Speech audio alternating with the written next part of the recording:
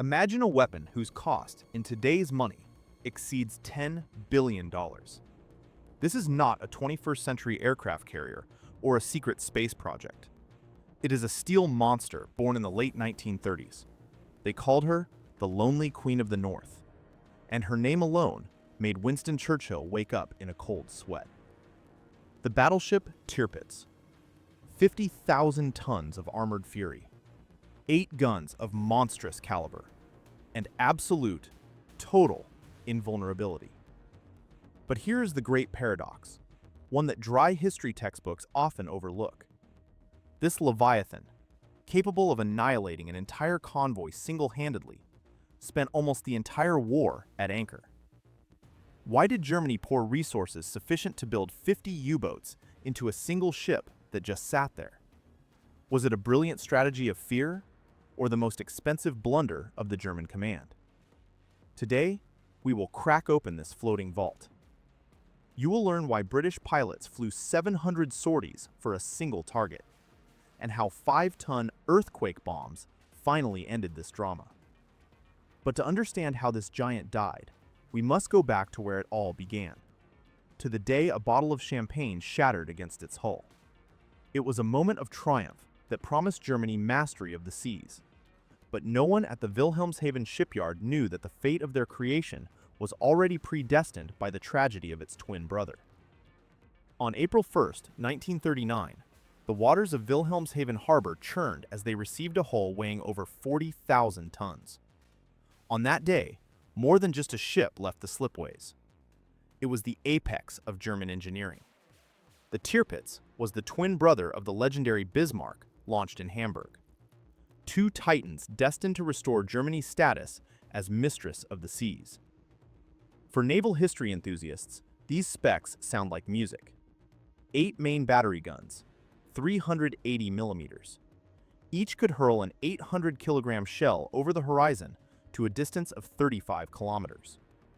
The side armor reached 320 millimeters of hardened Krupp steel. That is 15 inches of armor that almost no ship in the world could penetrate at the time. And German optics by Zeiss allowed rangefinders to track targets at distances of up to 100 kilometers. She was the perfect killing machine. But the fate of the Tirpitz was rewritten not in a design bureau, but in the cold waters of the Atlantic. In May 1941, her older brother, the Bismarck, set out on his first and final voyage. The whole world watched the drama unfold in the ocean. Despite the Bismarck destroying the pride of the British fleet, the battlecruiser HMS Hood, with a single salvo, the finale was tragic. An attack by obsolete British biplane torpedo bombers damaged the giant's rudders, and he was soon finished off by overwhelming British forces. This news hit the German headquarters harder than any bomb. Hitler and Grand Admiral Raeder saw the obvious. Even the most powerful artillery ship is defenseless against aviation. Germany had no aircraft carriers. The famous Graf Zeppelin was left to rust at the shipyard. The loss of the Bismarck was too costly, and no one wanted to risk another billion Reichsmarks. From that moment, the status of the Tirpitz changed fundamentally.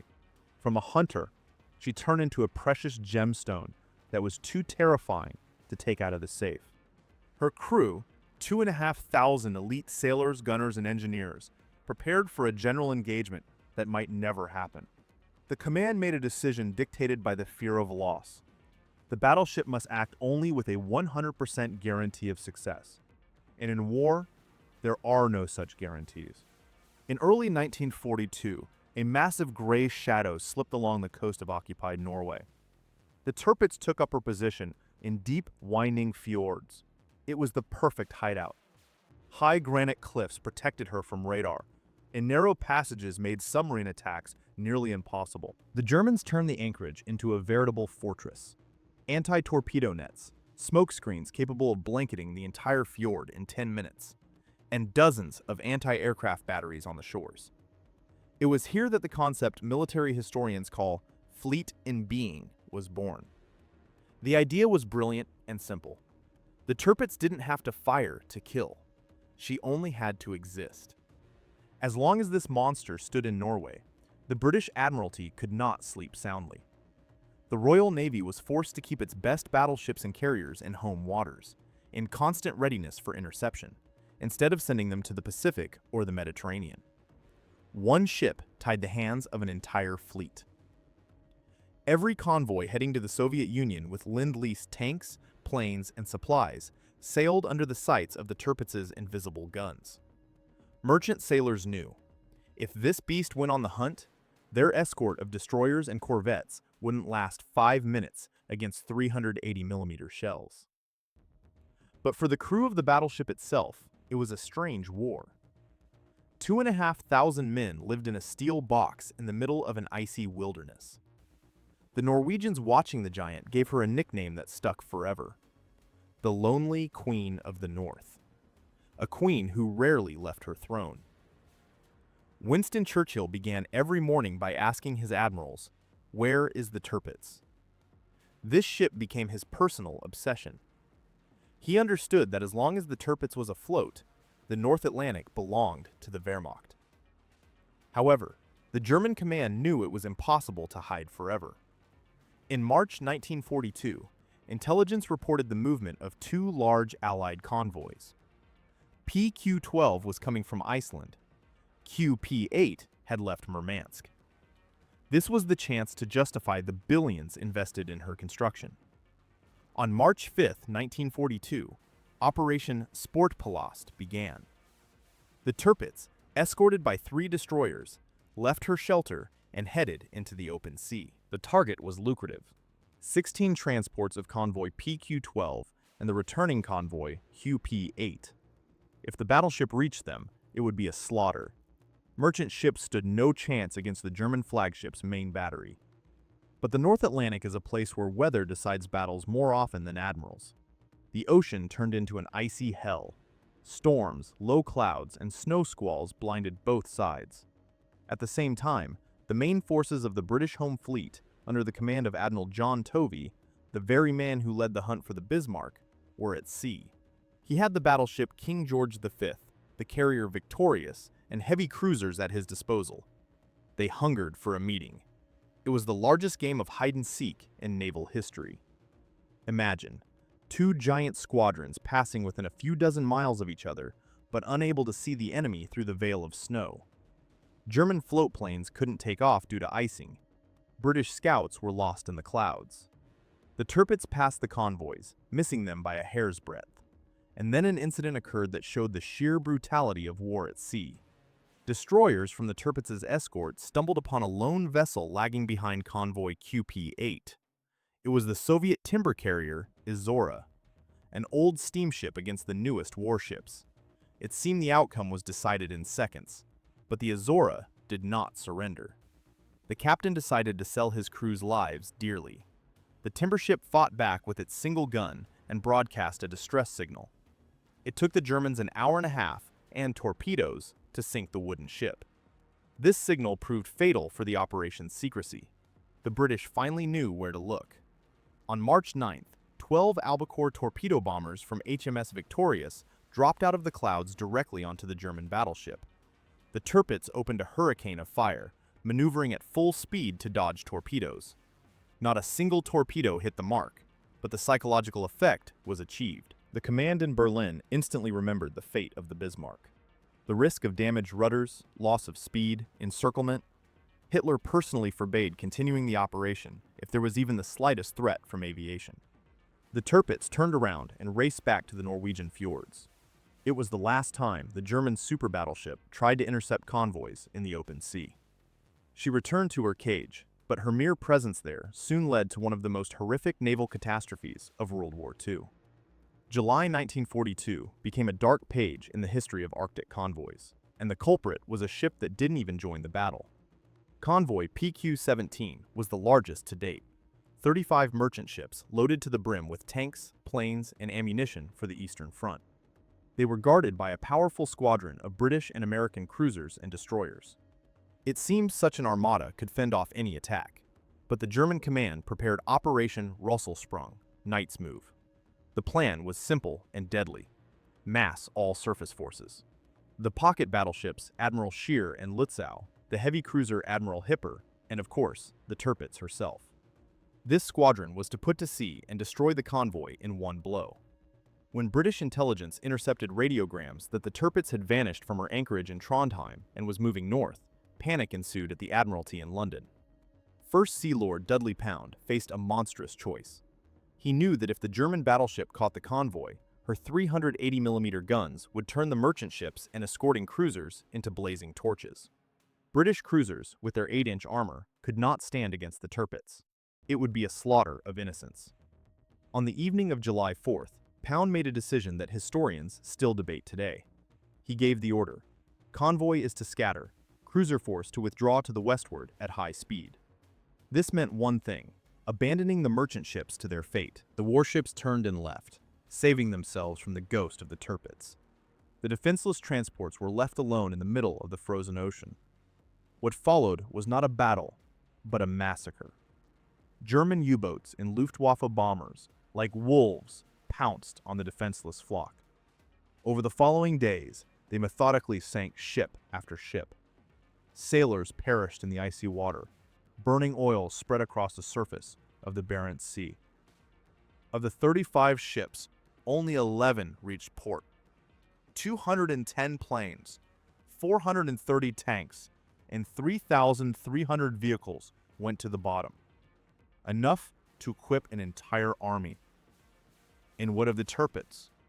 On July 5th, she did indeed put to sea with her squadron, but German intelligence reported that the convoy had already been decimated by aviation, and that a British carrier might be in the area. Grand Admiral Raeder, remembering the Bismarck and fearing air power, ordered the fleet back to base. The Tirpitz never even saw her victims. She simply sailed out, made a short maneuver, and returned to the fjord. In London, they realized, as long as this ship was afloat, the convoys were doomed. The price no longer mattered. Churchill gave a personal order: destroy the beast. By September 1943, the Tirpitz remained the undefeated king of the Arctic. She hid in Kafjord, deep within the Norwegian cliffs, behind a triple ring of anti-submarine nets and minefields. RAF aircraft couldn't reach her. The fjord was too narrow for torpedo bombers, and smoke generators could hide the ship in minutes. She seemed unreachable. But the British Admiralty had one desperate ace left. If you can't strike from above or the side, you strike from below. The weapons of vengeance were to be tiny, almost toy-like X-class submarines. These were midget subs, only 15 meters long. A crew of 4 lived inside a steel tube where they couldn't even stand upright. Air was scarce, and any damage meant certain death. Their mission sounded suicidal: travel 1,000 miles through stormy seas, penetrate the Wehrmacht's most guarded base, cut through steel nets, and plant 4 tons of explosives under the Tirpitz's keel. On September 22, 1943, midget submarines X5, X6, and X7 began their deadly run. Imagine the tension of these men. They navigated blind, using only a periscope and compass, in icy water teeming with patrol boats. X6, under Lieutenant Donald Cameron, was the first to breach the defenses. Her periscope failed, and the boat was forced to surface to get its bearings. At that moment, she was spotted from the deck of the Tirpitz. Panic erupted on the battleship. The watchmen couldn't believe their eyes: a strange object surfacing right beside the giant. The battleship's heavy guns couldn't depress low enough to hit a target at the waterline. While the Germans tried to figure out what was happening, Cameron and his crew did the incredible. They slipped under the anti-torpedo nets and dropped 2 massive mines directly under the battleship's bow. Following them, Lieutenant Place's X7 managed to lay its charges under the aft turbines. At 8:12 a.m., time ran out. The explosion was so powerful that the 50,000-ton battleship was literally tossed into the air. Witnesses recalled the massive ship jumping 2 meters. Men on deck were knocked off their feet by a shockwave that shattered bones. Inside the hull, the lights went out, heavy equipment was torn from its mountings, and men were hurled against bulkheads.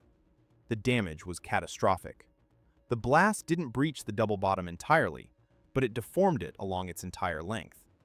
The shockwave shifted a 1,000-ton main battery turret, Bruno, off its tracks. It jammed and would never rotate again. All three propeller shafts were bent, the rudders were jammed, and the engines were torn from their foundations. The Tirpitz had been turned into a floating barge. However, the British didn't know this. Intelligence reported the ship was still afloat and its guns were intact. And that's when engineer Barnes-Wallis entered the game. By the spring of 1944, the situation had reached a stalemate. German Krupp armor was holding firm. A weapon was needed that ignored armor. Barnes-Wallis proposed a concept. If we can't pierce the deck, let's destroy the water the ship is sitting in. Thus was born the Tallboy bomb. It was a monster, weighing 5.5 tons. Half of that weight was Torpex, an explosive 50% more powerful than TNT. The main secret was its aerodynamics. Wallis designed a hardened steel casing with a perfect, streamlined shape. Dropped from 6,000 meters, the Tallboy accelerated to supersonic speeds. Thanks to its steel body and inertia, it buried itself deep into the seabed like a giant needle, penetrating up to 30 meters of soil. Only then did the fuse detonate. The result was a localized artificial earthquake. Water was instantly displaced, creating a giant cavity into which the ship would fall, snapping its own keel. The task was assigned to the elite 617 Squadron, the Dam Busters. On September 15, 1944, Lancasters took off from the Soviet airfield Yagodnik near Arkhangelsk. 28 heavy bombers took to the sky. The Germans didn't expect an attack from the east. One of the 5-ton bombs hit the battleship's bow. It punched through the deck, passed through the entire ship, pierced the bottom, and exploded deep under the keel. The explosion literally tore the ship's nose off. German engineers performed a miracle by keeping her afloat, but the verdict was final. The ship would never put to sea again. However, the German command decided to use her as a floating battery in Tromsø. In October, the crippled giant was towed to Hakoya Island. The Germans piled sand under the keel, hoping that if the ship was sunk, she would simply sit on the bottom, but they failed to account for the fact that Lancasters could now reach her directly from Scotland. November 12, 1944. A Sunday morning in Tromsø broke unusually clear. For any other fleet, this would be good news, but for the Tirpitz, a clear sky was a death sentence. The Norwegian weather, which had saved the battleship so many times, betrayed her this once. But the greatest betrayal was negligence. The smoke generators that had made the ship invisible for years were not yet fully installed or fueled at the new location. By the time radar detected the approach of 29 Lancaster heavy bombers, it was already too late. The smokescreen failed to hide the giant. At 9:41 a.m., the first 5-ton Tallboy bomb released from the lead aircraft's racks. The others followed. This was not just an air raid, this was an execution. The first hit landed midships, between the catapult and the funnel. The bomb pierced all armored decks, went through the ship, and exploded under the hull. But this time, the effect was different. The Tirpitz was sitting on a specially constructed sandbank. German engineers calculated that if the ship sank, she would just settle on the ground and remain upright, turning into an unsinkable fortress. It was a fatal miscalculation. The Tallboy explosion caused a soil liquefaction effect. The sand under the keel, which was supposed to hold the ship, instantly turned into a liquid slurry. A massive crater swallowed the support, and the 50,000-ton Colossus lost her balance. 2 more direct hits followed. One hit the port side near turret Caesar. The explosion detonated the ammunition magazine. The monstrous force threw the 1,000-ton aft turret into the air like a plastic toy and hurled it into the water. Inside the ship, hell broke loose. Lights failed instantly. Communication systems were destroyed. Thousands of tons of water rushed into the breaches. The ship began to list to port. 30 degrees, 40, 60. The senior officer on the bridge gave the order. Abandon ship! But it was nearly impossible to follow. Hatches and ladders became death traps due to the extreme list. Men climbed walls that were becoming floors. At 9:52 a.m., just 11 minutes after the attack began, the Tirpitz capsized. Her masts and superstructures smashed into the seabed, crushing under the hull's massive weight. The battleship made a 135-degree roll and came to rest keel up. All that remained above water was a vast, oil-slicked, rusty red hull. Silence fell. The drone of the planes faded. Debris, oil slicks, and the few survivors who managed to get out floated on the surface of the icy water. Of the 2,500 crew members, about 1,700 were on board at the time. Nearly 1,000 sailors perished. But the most horrific part began afterward. When rescue boats approached the overturned hull, sailors heard sounds. Living men remained inside the steel tomb. They banged on the hull plating with wrenches and rifle butts, signaling for help. The rescue operation became a race against time and oxygen. Cutters couldn't penetrate the hardened Krupp steel. The armor had to be blown open with shaped charges, risking the lives of those inside with shock waves or toxic gas. 87 men were pulled from air pockets. The last one was saved 24 hours after the capsize. But many compartments were too deep underwater. Rescuers recalled hearing singing coming from the depths of the hull. Doomed sailors sang to keep from losing their minds in the total darkness as water slowly filled their compartments. Gradually, the voices and the knocking went silent, one by one, until total silence reigned over the fjord once more. Europe's greatest ship had ceased to exist as a fighting unit. She had become a mass grave. But even in death, the Tirpitz continued to yield a profit, though to very different people. After the screams faded and the oil slicks settled, the Tirpitz was no longer a warship. She became the largest scrapyard in Europe.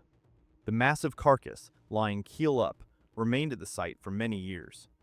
German garrisons surrendered. The war ended. But the lonely queen still rose above the water like a rusted island, a reminder of the grandeur and madness of that era. Shortly after the war, the Norwegian company Einar Hovding bought the salvage rights for 100,000 kroner. For them, it was the deal of the century. Breaking up the giant took almost 10 years, from 1948 to 1957. It was a colossal engineering operation, comparable in complexity to building the ship itself. Workers literally lived on the overturned hull, cutting their way inside to reach valuable machinery. The scale of the hull was staggering. Hundreds of electric motors, kilometers of copper cable, and thousands of tons of high-alloy steel were pulled from the Tirpitz's belly.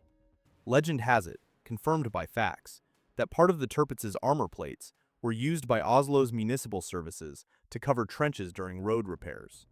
For years, residents of the Norwegian capital walked and drove over armor that was once meant to stop 15-inch shells. And the ship's diesel generators powered fish processing plants in northern Norway for a long time. Thus, the formidable weapon returned to civilian life, piece by piece.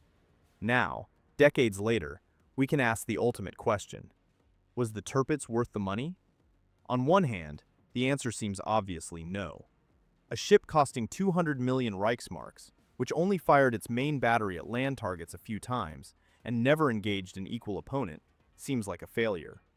With those resources, Germany could have built dozens of U-boats, which in wolf packs would have caused far more trouble for the Allies. But on the other hand, the Tirpitz fulfilled her mission without even weighing anchor. The fleet in being concept worked perfectly. This single ship pinned down massive forces of the Royal Navy. 2 King George V class battleships, the carriers Victorious and Furious, dozens of cruisers and destroyers. All were forced to stand watch in the cold waters of Scapa Flow, waiting for the German monster to emerge. These ships didn't fight in the Mediterranean. They didn't help the Americans in the Pacific. They guarded a ghost. Churchill called her the Beast. Sailors called her the Queen. But in the final analysis, the Tirpitz became a monument to a dead end of evolution. She was built for a grand fleet engagement, like Jutland, but found herself in a war of radar, aviation, and enigma codes. The era of armored giants ended not at the moment of surrender, but the moment Barnes-Wallace's 5-ton bomb smashed through the deck of the Steel Mountain. Today, at the site of the battleship sinking near Hakoya Island, only a massive crater remains on the seabed, visible even from satellite imagery, along with a few rusted fragments of plating sticking out of the water at low tide. It is a place of pilgrimage for historians and divers. There, beneath the surface, lie the fragments that still remember the smell of gunpowder and the icy breath of the Arctic. The Tirpitz remains in history not as a killer of fleets, but as a symbol of fear. A fear that forced admirals to change convoy courses thousands of miles away. A fear that cost billions. And a fear that ultimately destroyed both the ship and those inside her. The story of the Tirpitz is a reminder that in war, the most terrifying weapon is not the caliber of the guns, but the unknown. And when the fog of war cleared, all that remained of the Third Reich's greatest ship was a rusted shadow on the bottom of a Norwegian fjord.